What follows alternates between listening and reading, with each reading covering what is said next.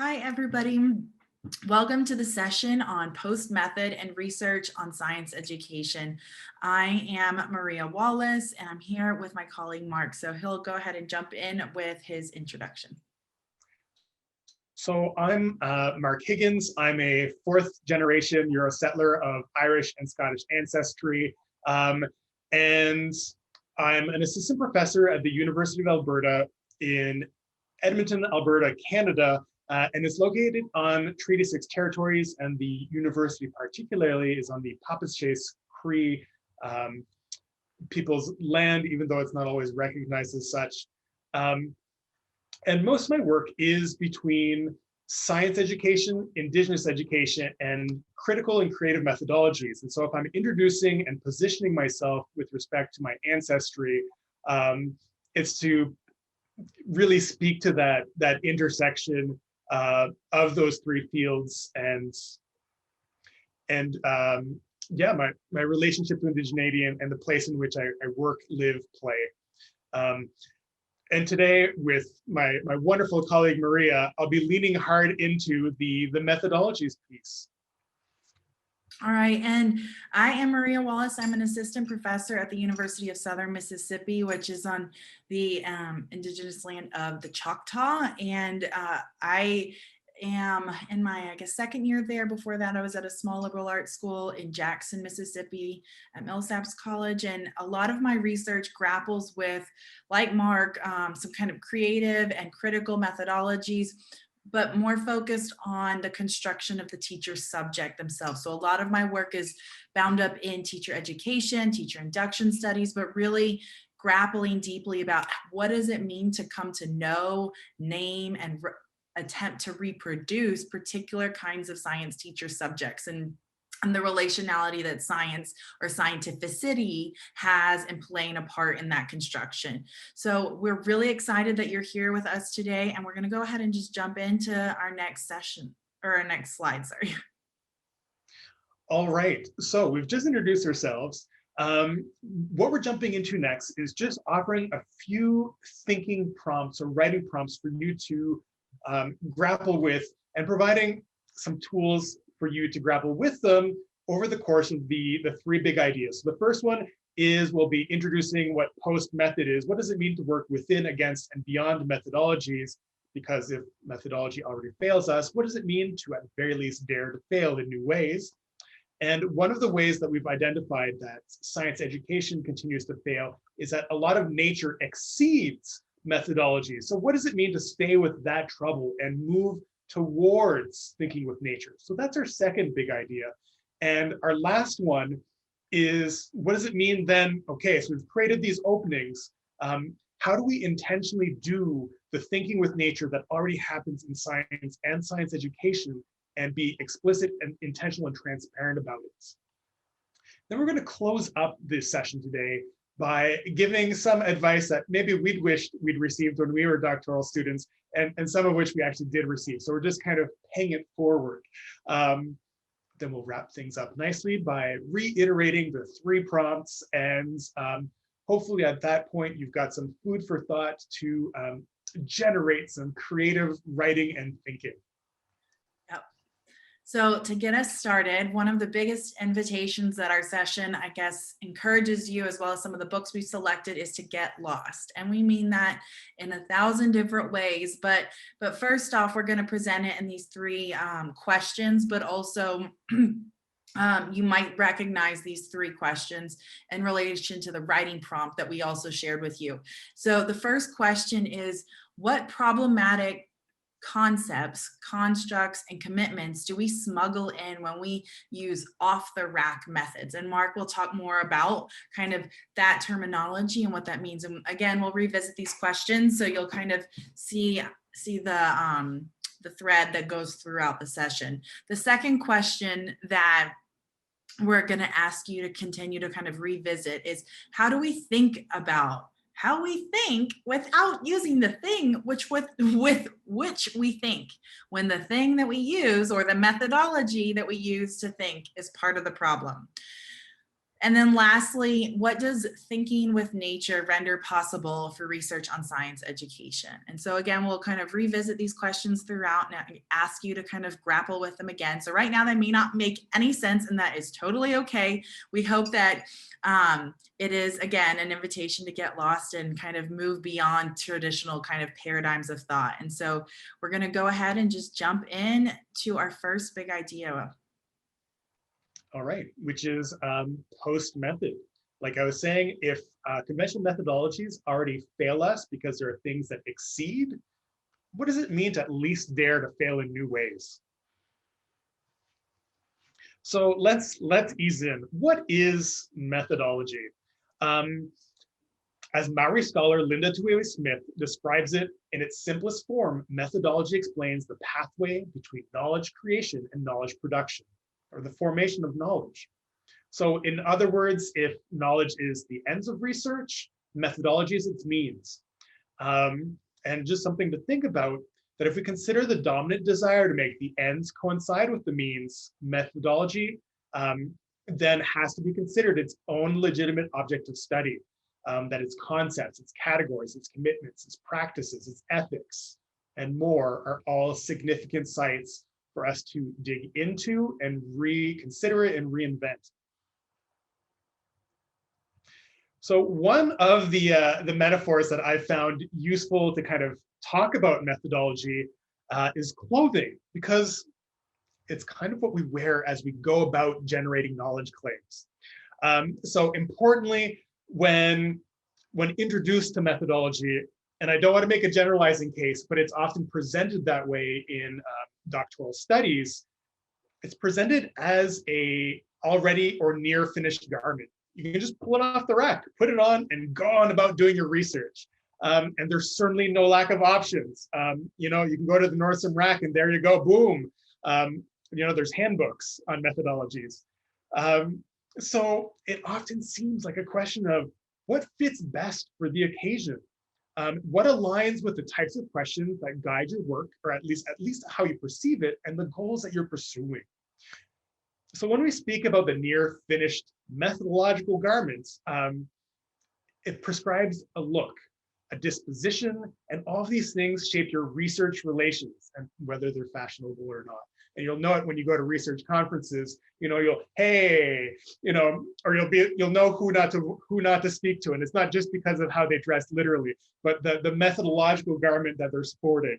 But sometimes that methodological garment, it scratches, it stretches, it shrinks, and the fabric is modified through tailoring. You just bring it in, although usually it's you that does the work, or you check other places, to bring it into alignment with the research context. And this is something that's often valued in the academy, that the tailored garment is so regularly admired. Oh, wow. For the precision that they become to know as best practices.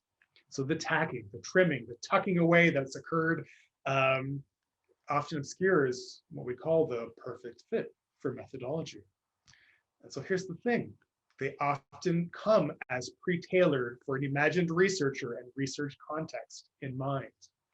But if your body doesn't quite fit, you know, medium or one size fits all, you're probably well familiar in an embodied sense that one size does not fit all. And it's the same for methodology. So it's not that tailoring methodologies are problematic in and of themselves. But there's a problem that's come out historically and recurringly in practice, and it's twofold. First is that the criteria of best fit for off-the-rack methodologies often comes to symbolize concepts such as rigor, validity, reliability, repeatability, and transferability. So best fit comes to be rooted in a universalism that signals Western modern scientificity, rather than an ethic of attempting to account for and being ethically accountable to the always already shifting research context we find ourselves getting lost within.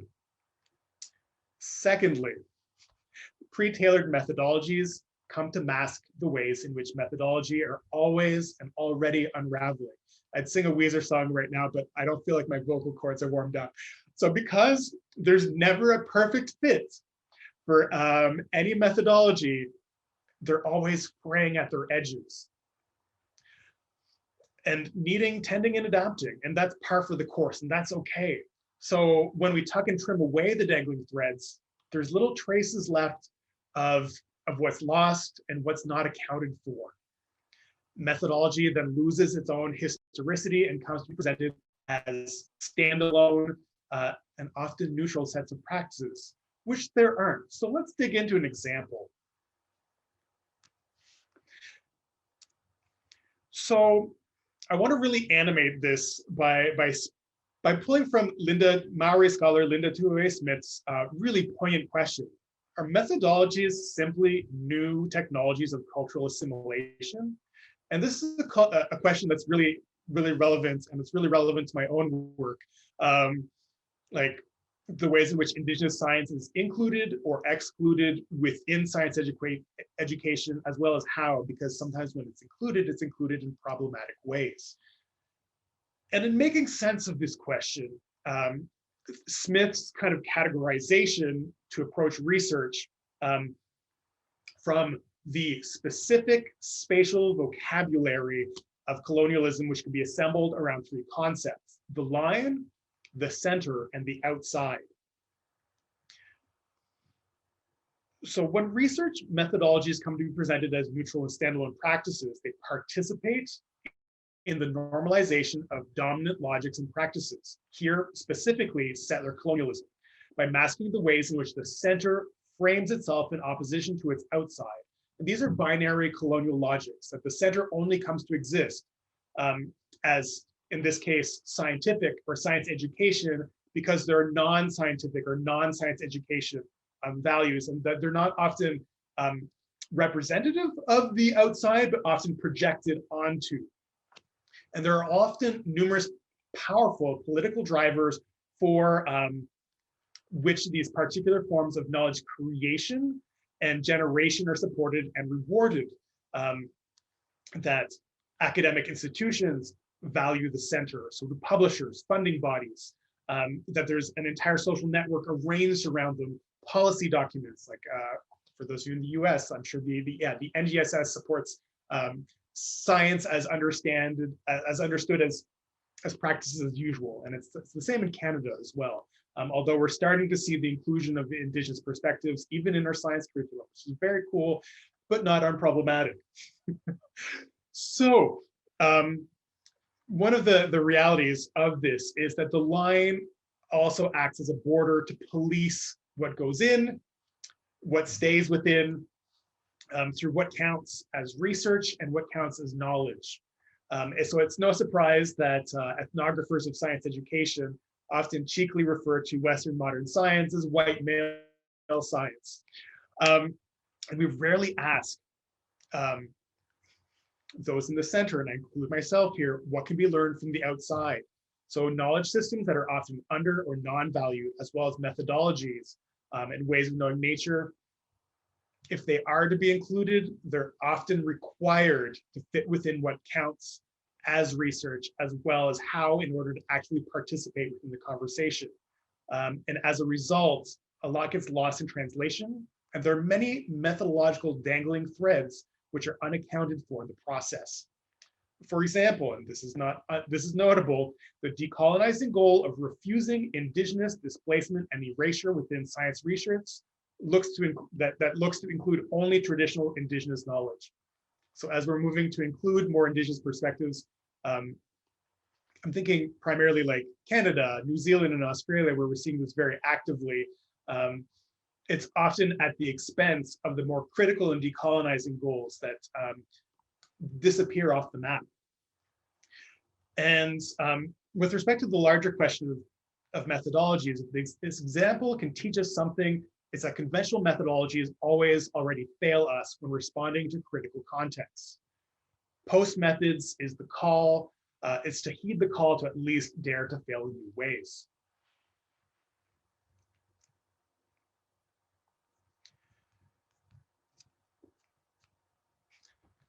So if we take seriously the notion that methodological fabric is also a fabrication we can begin this process otherwise from the beginning.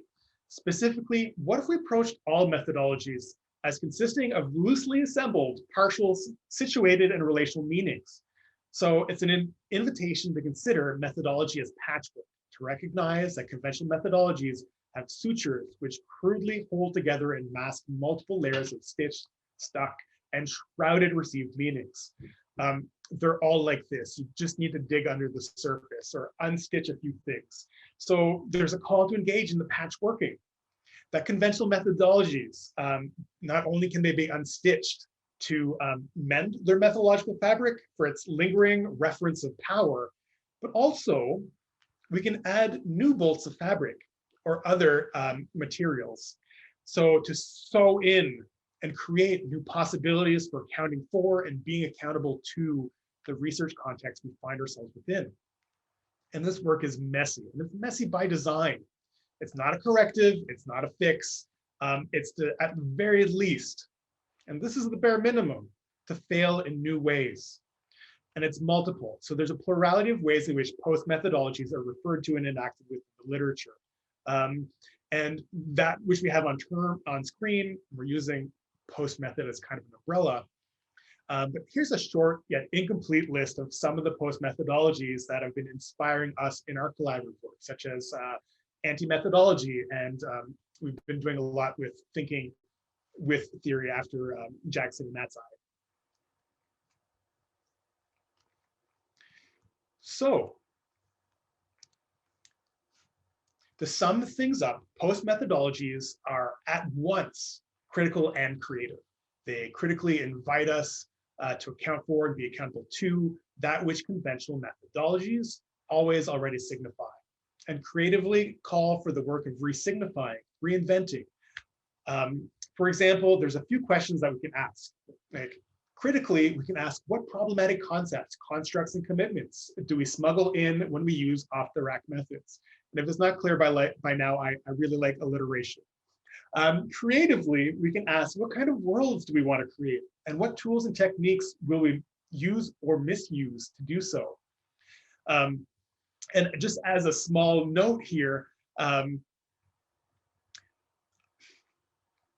want to add that this idea of what kind of worlds do we want to create has a lot to do with the ontological turn, that we not only observe phenomena, but methodologies have an active role in producing the type of phenomena, that we're not separate from them as researchers, but rather active participants, and so are our methodologies.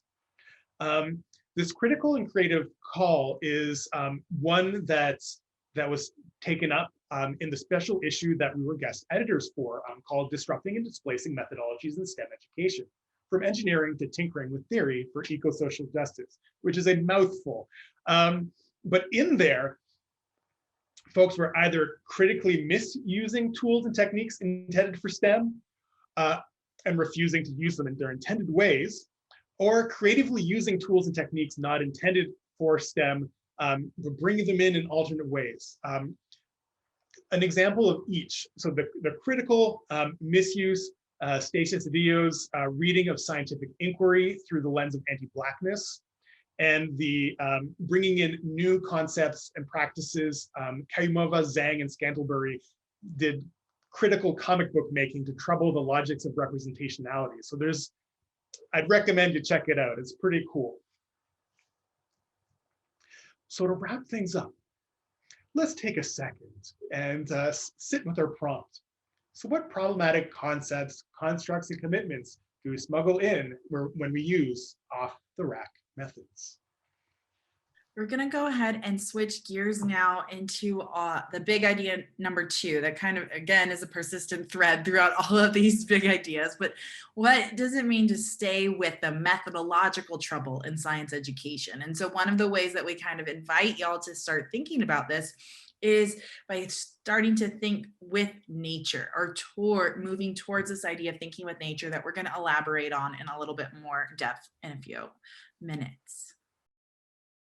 All right, so this first premise of what it means to think about science education, but not like that. And so specifically, we need to invite science educators to think, to think deeply, but not in the ways in which we've continued to reproduce time and time again, and thinking, moving against circular reasoning. And so there's this this tendency to kind of revisit same old ideas or use the same methodological garments time and time again to produce new outcomes. And so what some might refer to, and when we draw on Stanger's work here around kind of thinking about slow science, which you may have heard about in other sessions with other mentors during this institute, is that when we start to see science education and research on science education move into the circular mode of reasoning, we're starting to say, hey, you're reproducing the exact same thing that you're trying not to reproduce. And so that's where we get hung up in this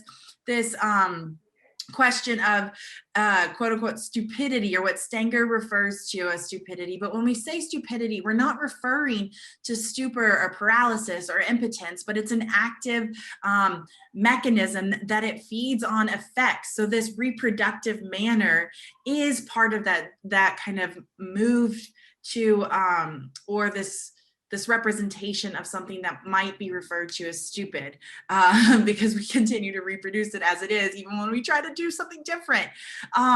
So it's this idea that we're destroying the capacity for thinking and imagining otherwise. So when we reside in this particular mode or methodological tradition time and time and time again, we're continuing to limit the possibility for creative thinking, imagining otherwise, building more just worlds. Some of this also refers to the questions around science education, identity, and epistemic privilege.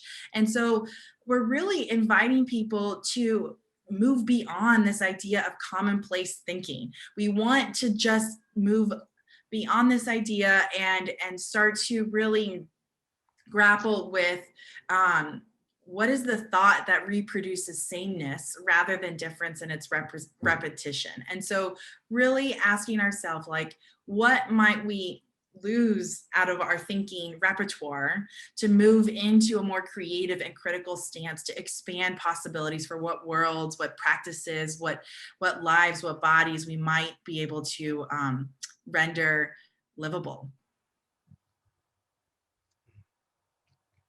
And in moving towards this thinking otherwise, but also not like that, it's important to not fully just reject the thought that has happened before, but also engage in reimagining it differently. And if it's not clear, that little image that's in the corner is kind of where we're pulling from. This entire presentation is a greatest hits, if you will. So we've explored a few different things, and one of them that really stood out to us was slow science. And I'm just going to read the Stenger's quote here, that it's not about scientists taking full account of the messy complications of the world. It's about them facing up to the challenge of developing a collective awareness of the particularly selective character of their own thought style. So it's, in no ways are we saying, like, don't do science as you're engaging with critical and creative contexts and methodologies, but rather, how do you hold a healthy skepticism, that relationship with it, that you don't reject the meanings, but you don't readily accept the authority. And so part of this is engaging in self-reflexivity, but with a twist. How do we create self-reflexive practices that have pauses and interruptions by design, especially when some of the dangling threads are things that we cannot even, that don't even register for us, that we don't know them yet.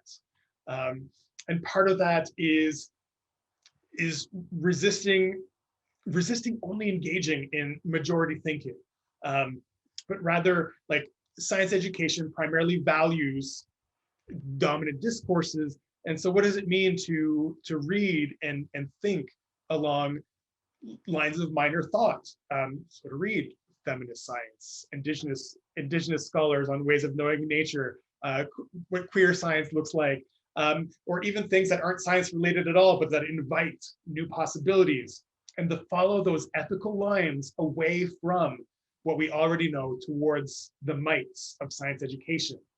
And part of this is paying attention in the ways that disruption happens. And it doesn't always happen for good reasons. But they're plural, they're diverse, they're interconnected, they're ecological, they're social, they're cultural, they're psychic.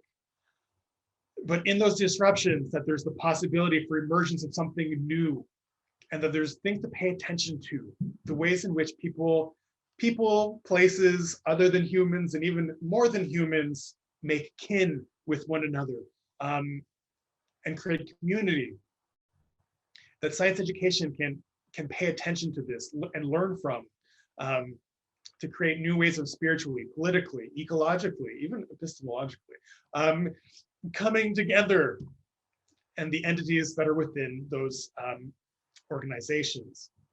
We're going to go ahead and invite you to return back to kind of one of those initial questions that we are going to continue to revisit, is how do we think about the things with which we think about when that thing is part of the problem? And so, as you might be guessing by now, the thing that we're talking about, the tool that we use to think about things, is methodology. And so so that is what we're asking you to critically and creatively reimagine in this session, is what do we use? What do we do with the tools that we have when the tools that we have are part of the problem? And so we're going to go ahead and give you maybe a taste of another way to enter your work as a researcher of science education or education broadly. And so rather than thinking about nature like we do all the time in science ed, we just take it for granted. Nature is around us, but we're actually going to have you think deeper about what constitutes nature and the ways that we engage it on a regular basis versus how we might more robustly engage at the ontological and epistemological and axiological levels of nature. So before we move further, I want to invite you to just hear me out for a minute, okay? So revisit an encounter, linger with the more than human, and follow a different thought. Because whatever you are feeling right at this moment, and we want you to sit with it, let it linger, because we want to invite you to attune to it, listen to it, consider what that thought renders thinkable. Because thinking with nature, like getting lost, like thinking about post method, and like writing as inquiry, is in many ways similar to a meditative practice. So I'm going to prompt you all to return to the same poem for two more additional purposes. One, to see this poem as a scaffold for which to think about nature otherwise. But also, secondly, see it as another invitation to reconceptualize your methodological decisions in science education. So here we go one more time. Revisit an encounter. So this first line I'm going to dive deeper into a little bit is that this could be any moment you've experienced recently or further into the past. Perhaps it's a moment where you're maybe sitting under the shade of a tree, stamping your feet in a puddle of rainwater, watching lightning manifest in the sky. Or perhaps it might even be observing a young child interact with a swing, like Gunther Hansen in 2020 described. And we have a link to that resource as well that I want to invite you to view. Each of these encounters capture what Barad or Karen Barad might refer to as an interaction or an entanglement of human, non-human, and more than human entities, which come into composition with another. It is through this constellation of relations in that very encounter that you're thinking about come to matter in the world for oneself and another.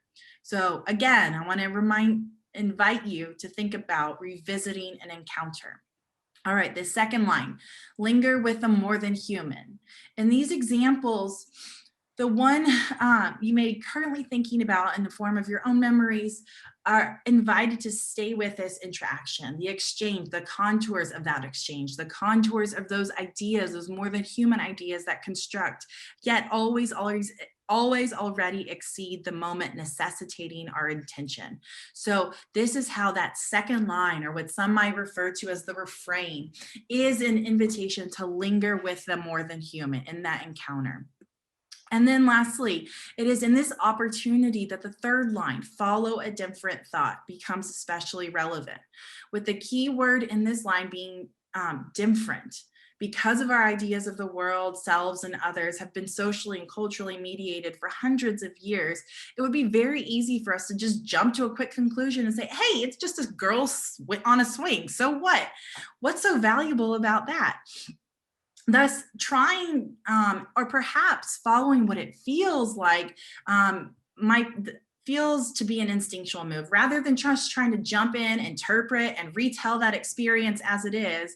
Thinking with nature demands that we trouble that perceived simplicity of that exchange, that we momentarily reside within.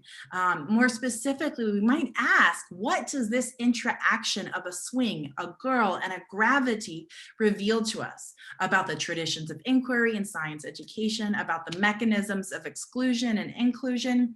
And so I want to invite you now to take a moment and write down some words, phrases, questions that emerge from that kind of discussion of this poem as a scaffold, as a tool to rely on, revisit and encounter, linger with the more than human, follow a different thought.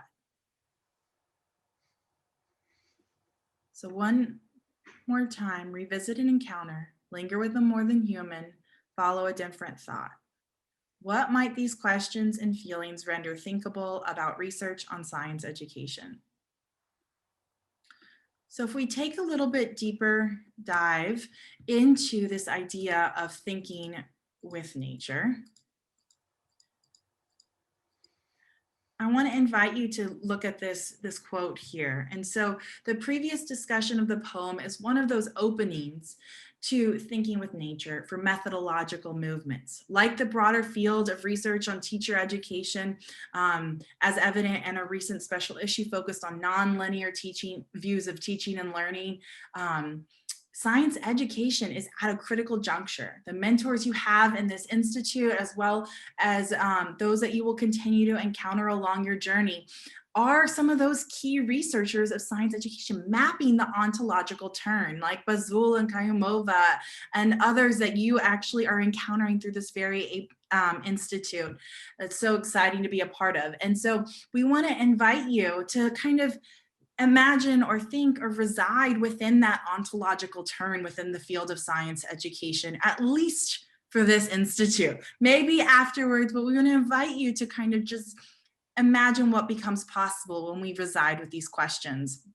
So one specific example of this shift is our discussion of returning to nature to do research, or what Aaron Manning might refer to as doing research in a minor key or a minor language of what Deleuze and Guattari would describe. So we are inviting you to explore nature's molecular connectivities inherent to the work of science education, opposed to those common sense, default, taken for granted logics that refer to nature as a desirable object or a worthy of knowledge acquisition or mastery. So specifically, we think with nature, and we're going to continue to build on this as an offshoot of Jackson and Mazai's thinking with theory and qualitative research. So the difference being that this idea, again, kind of building on the greatest hits of what might critical and creative methodologies look and feel like in science education, is really diving deep into this idea of that Marc and I are science educators wanting to think about these questions with science educators. And so this is, again, an extension and an invitation to grapple with similar threads along the lines of thinking with theory, but for the purpose and by you, science educators, for the purpose of science education. So in the context of thinking with nature, there are a few things for us to keep in mind. So the previous poem is one of those openings. And as you might already sense, thinking with nature is a non-normative, non-normalizing perspective in science education. Research, as it's typically been produced and disseminated within the field, tends to serve and strive to be a function strive to function as a mirror, a reflection to reproduce sameness, whether that's reproduction of sameness as it is from an observation in the field, or reproduction of sameness as it is the methodological garment you are using to employ in your work. Okay, so some of the invitations that thinking with nature affords for is this nonlinear view, to not reproduce thought or life as it is, but instead try to keep thought on the move as an iterative movement that is messy, all over the place, and oftentimes lost in the middle of things. So some of these additional characteristics look like a return to or turn to indigenous ways of knowing and being with nature, keeping thought troublesome, thus worthy of very careful ethical political attention to reveal new questions rather than aims to solve basic problems or questions that have an answer. In doing these things, we or researchers are called to recognize the limits of anthropocentric knowing and thus also generate creative onto-epistemologies and ethical political possibilities for engaging a deep attunement to the complex exchange that is research. So when we say the word nature, there are a couple different ways that we can understand it. So nature with a capital N or nature with a capital or a lowercase n. So there is a lot of research coming out in ecological and biological sciences depicting the ways in which communication and knowledge making has exceeded the human subject. One fairly mainstream example of this is can be found in Peter Wollen's Hidden Life of Trees, How Trees Communicate and so forth. Not only in research on science education becoming increasingly important, is research on this becoming increasingly important in the sciences, it also invites us to ask ourselves, how might we take up similar ideas in science education? Furthermore, this is an invitation back to the ontological turn in education more broadly beyond science education, challenging researchers like ourselves and you to deeply grapple with the ways in which nature culture become entangled rather than in binary opposition. The age-old discussion of nature versus nurture is no longer relevant. It is no longer sufficient to understand the complex world in which we live, as questions have now become, to what extent does it mean for nature and nurture to be co-constitutive forces or co-constitutive entities?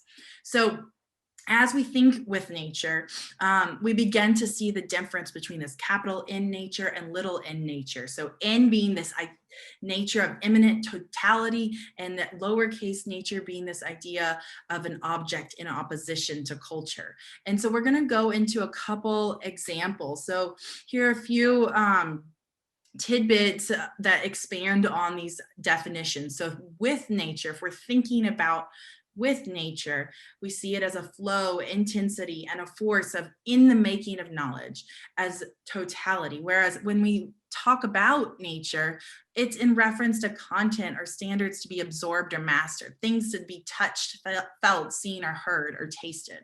So more practically, how does this show up in science education? So if we think about how nature, big in nature, if we think with nature, in science education, it shows up as complicated maps, planes of eminence, permeability, rhizomatic, multidimensional entanglements across different tenors or connections or connectivities in our work as researchers, but also in our just lives as humans and in a more than human world.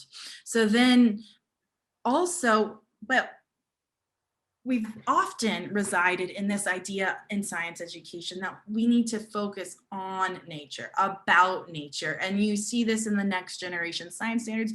You see it in the science standards of your own local context. So I'm in Mississippi, the science standards are state mandated. And so they exist there. So when we're talking about nature, little n nature, those are what we find in science standards. And to some extent also policed through those science standards, right? So Another example might be in those assessments we design, or those assessments that researchers are often asked to evaluate the validity and reliability of. So we start to see how this entanglement of big in nature, little in nature start to surface in our day-to-day work as science educators, researchers, and so forth.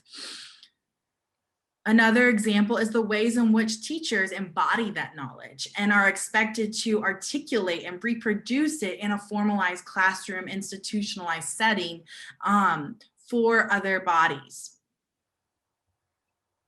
And then we see this constantly in the planning that goes on at the very micro level, how teachers plan one day or one lesson, to the super expansive levels of policy decisions, to trends in research, to planning out what are the future calls for in how we respond to COVID-19 and so forth.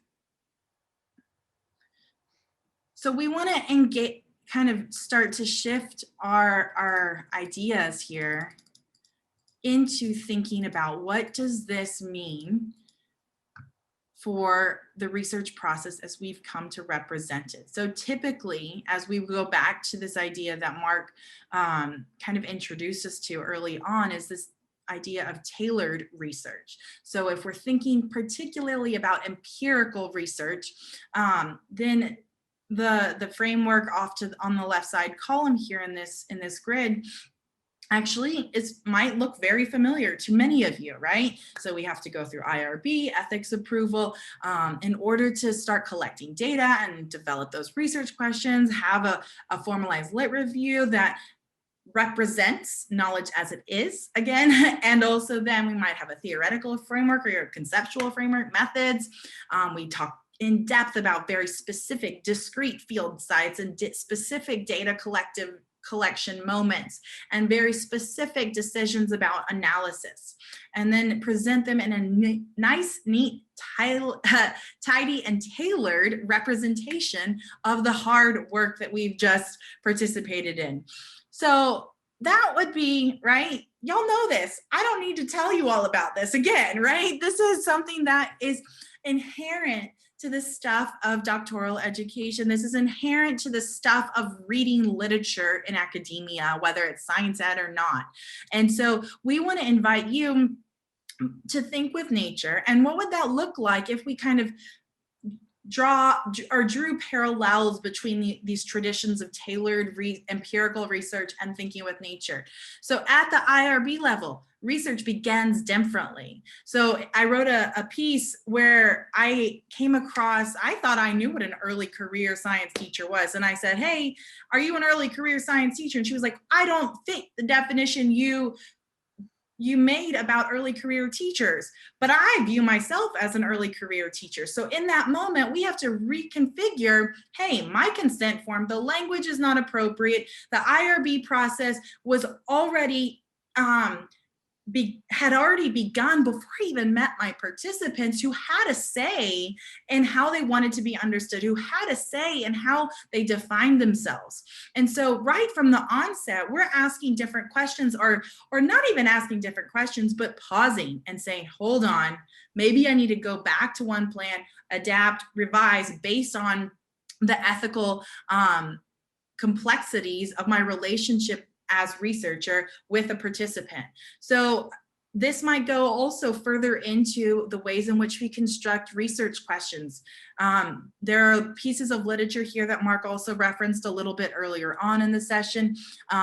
Jackson invites us to do an ontological backflip. All too often, I would say, in research on education, we reside within a positivist or humanist paradigm. And so what would it mean to completely flip that ontology on its head? So again, what does it mean to question ontology as part of this ontological turn? That is where we're talking. Okay, and then James Salvo also has a really powerful piece on what it looks like to read slowly. And I would really encourage you to find that literature, because instead of trying to cite everybody into a concise literature review that somehow maps everything everybody's ever known, Salvo invites us to sit deeply with one author and take that author, take that literature extremely seriously and delicately in the grand scope of the field, as well as your work and what you intend to do with it. So then if we go further, thinking about theoretical frameworks, what would it mean to think across multiple ontological paradigms of thought rather than only accept that one paradigm exists all at the same time? Methods, these are a lot of the same people that Mark introduced us to earlier. We have a reading list that we'll also share with you where you can look into this further. And so just thinking deeply about what does it mean, or what Deleuze would invite us to say is to bring something someone has not yet thought about, or some incomprehensible thought into the world. So again, that goes back to those kind of premises we shared in the Staying with the Trouble, to go beyond commonplace thoughtlessness, but thoughtfulness, and ask ourselves, what would it mean to create something that somebody has not yet even rendered thinkable? But that would be too easy, right? So sometimes, perhaps many times, thinking with nature cannot even be captured in a grid like that. It's helpful, it's a scaffold, but perhaps many times it won't look like that at all. And actually the demarcation then between these conceptual, empirical, or literature-based research kind of traditions of writing become very hybridized rather than distinct silos. So again, to bring us back to that question at the beginning, what does thinking with nature render possible about research on science education? All right, and so we are in our final section where we'll be treating this a bit more fast and loose. But we just wanted to offer some small tidbits about what it means to read and write and engage in other forms of representation, or that every presentation is a representation. Just small little insights. The first thing that we want to offer is to read within your field, because oftentimes not only is it irresponsible to completely jettison where you've come from, but there's often also possibilities that are hidden in plain sight, that there are openings just ripe to be leveraged and pried open. And it's also an opportunity to find your people, which is really important. If you're doing critical creative work, community is sustaining. I know that when Maria and I met, it was like, okay, these are good people. Like that was a relationship that was, I think 2015 or so. It's been a while, and it's just been really, really generous and generative to sustain that relationship. It's also important to read against your field. And so that means not only to locate, but also to take seriously. And sometimes this is like those hard feelings. Take seriously the critiques of the orientation that you're bringing to research.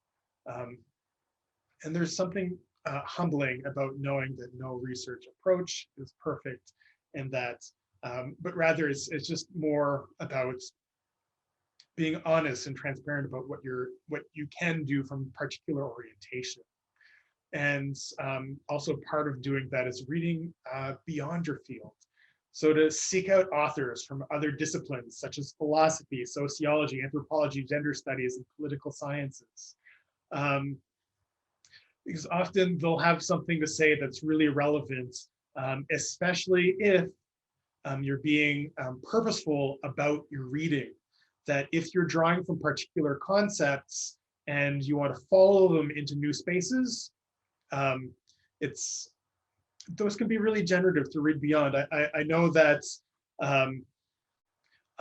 my work in science education and considering kind of settler colonialism without kind of visiting science work on nonlinear temporality, but also Derrida's hauntology, which is a play on ontology, an ontology of hauntings, I wouldn't have been able to consider the ways in which science education continues to be haunted by the birth of the laboratory, and the ways in which from the very beginning it was about displacing peoples from their places in order to benefit landowners in kind of a pre-capital society. So just as an example of what it means to kind of do these things. And part of this, and it's important, is to be open to being challenged what we know as well as how.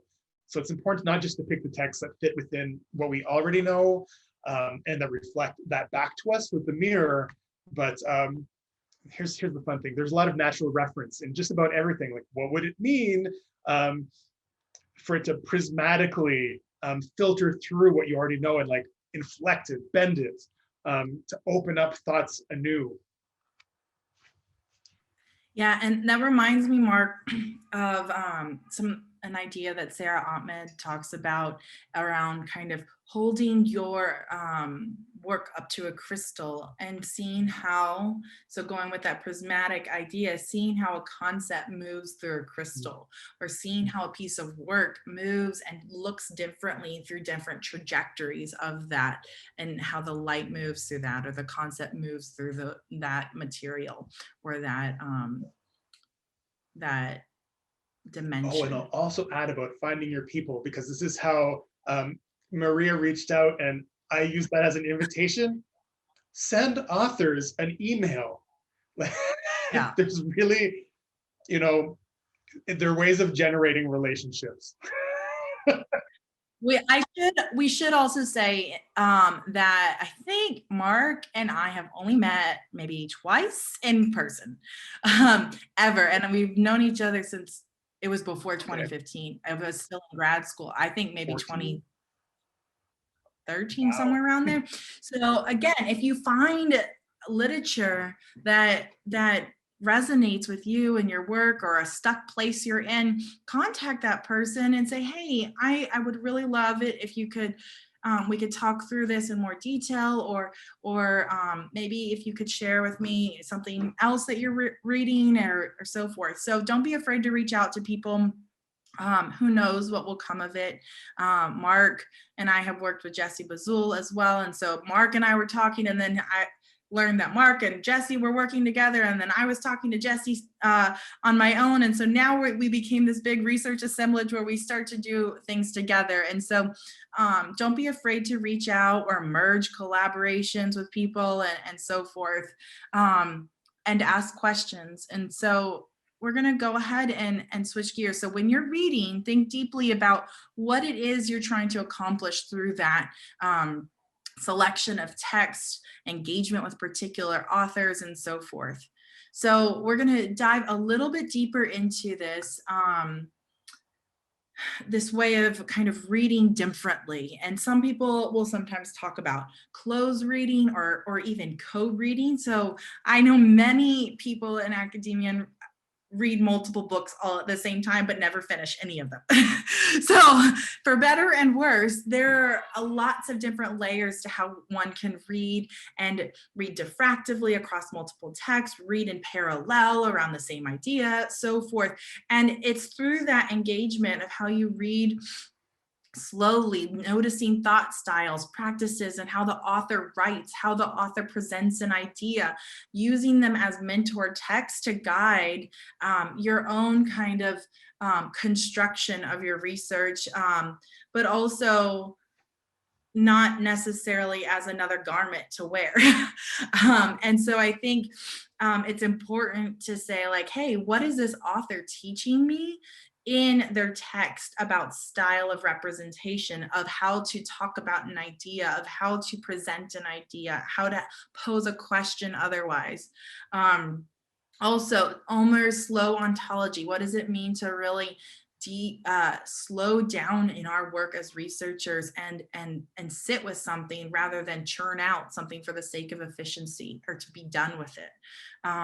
So ask, and kind of reading and seeing these connectivities, kind of what we're talking about with the co-reading, the diffractive reading, is as you engage these texts in your head, or even on a piece of paper or on a computer, you are probably already, even if you aren't calling it that, making a mental map or mind map that is emergent and emerging all together. And so I want to encourage you to pay attention to that map, pay attention to it, and listen to it, and use it as a tool as you move through your doctoral journey, and even after graduation. It's going to continue to grow, or be refined, or fold back on itself, or rupture even. And so we want to just invite you to kind of follow particular concepts that occur within the discipline of science, but also beyond. And then we'll also talk a little bit about what it means to then represent or present your work in particular ways. And a few thoughts that we wanted to offer around that are even just a few orientations. So if we're moving towards methodologies that are critical and creative and meant to account for the partial, the situated, and the contingent, one of the important things, and this isn't just at the ontological turn, but also at the cultural turn, the ethical turn, is the questions of positioning oneself. Like that's not new, but it takes new dimensions as within the last decade of the ontological turn. But it's really important in considering positionality to like not only situate yourself within the research, but also to pull that situatedness through. It's not a disclosure, but rather an invitation to consider your own positioning and positionality within the world and all the different relationships that constitute your research. So part of this, it'll complicate the dichotomy between subjectivity and objectivity, like we talked about earlier, that methodologies, researcher, participants are all entangled in the production of the research phenomena under study. And that all accounts are partial and are always already on the move, and it's not a bug, it's a feature. So what does it mean to do that work and to recognize that work is for here, for now, and it doesn't need to be universal and timeless, that there's something deep that is deeply lost within that process. And also, and this is the difficult question, particularly for doctoral students, to think of the scene of address. So to take into consideration who your intended audience is and the discursive norms that shape what and how the content can be said. So, because that's what you're working within. That there are particular normative frames to be worked within. So it's important to attend to what are they, how do I work within them, how do I work with against them, and how do I work beyond them? And to the extent that you can as a doctoral student within your particular relationships of research. So that includes your research committee, your supervisor, the journals that you're thinking of publishing to, the conferences. So one of the ways that you can think about it is the pedagogical production. Where is the edge that you can productively push against to reopen science education towards new possibilities that are both critical and creative for that particular moment, for this particular audience? And some of the things to think about is, like, are you writing for the field more generally, or are you writing for your people? And it can be both, and sometimes it's one or the other. And so, and there's no right or wrong way to go about this, but yeah, think about who you're writing for and to as you're doing your work. Mm-hmm. And I would also add to, what do you hope to accomplish in the thing that you're producing? Is it to have somebody feel some kind of way, or is it to have implications on teacher practice? Is it to say we need to do something different, or is it to say we need to stop doing something? Is it to say this is what happened? Asking yourselves, what might feel like basic questions, but to again complicate the simplicity of those questions, it is a big piece of this. I also wanted to add, while you were talking, I was thinking a lot of this, like the scenes of address that you were talking about, Mark, and understanding the norms, of the condition or the location in which you navigate, whether it's the supervisor, a particular program of study, or even when you go to a conference. you should always, if you're unsure, find somebody you can ask and talk to and say, hey, what are the typical norms of engagement for doing this thing, for being in this place, for talking to this person, and reach out to people. If you don't know who to reach out to, you can talk to, I'm sure, anybody who's at this ABLE Institute. All right, so we're gonna kind of start wrapping up because we're approaching 1 hour, y'all. So thinking about kind of the nuts and bolts, I'm just gonna kind of keep rolling with this, is to become an advocate or a pedagogue of the post. So think about your writing and your speaking about your work as an instructional move to some extent too. Sometimes you have to be the teacher of your own research to people on your committee. And sometimes you have to be the teacher of your research in your own writing when you submit something for publication. And so leveraging and understanding kind of the grids of intelligibility with those that you work with. And looking for or hesitating when it comes to diverse forms of representation. What works for this purpose, for this audience, and this outcome that I'm trying to accomplish or achieve. Mm-hmm. All right, so we're gonna go ahead and wrap up. Mark, go for it. Sorry. I was just gonna add that kind of part of thinking with nature emerged out of how do we translate this into science education in ways that folks might respond differently, take it up. Or be more incited to play with it. But yeah, so thanks for that invitation, Maria. So we're going to wrap this up, being mindful of time. So to remind you, the 3 prompts are: what problematic concepts, constructs, commitments do we smuggle in when we use off-the-rack methods? And after Patty Lather, how do we think about how we think without using the thing with which we think, when the thing with which we think is part of the problem? And lastly, what does thinking with nature render possible for research on science education? We'd love to hear from you as to how you're grappling with these questions. Our email addresses are at the beginning of the presentation. And we're excited to see what you do with this. Absolutely. And new questions emerge for you, and what new ideas are rendered thinkable through this institute. So we're so excited that you got to we got to share this with you, and we got to we'll slowly get to interact with you as well, I think, throughout the institute, and we'll remain in touch beyond. Yes, so take good care, and thank you.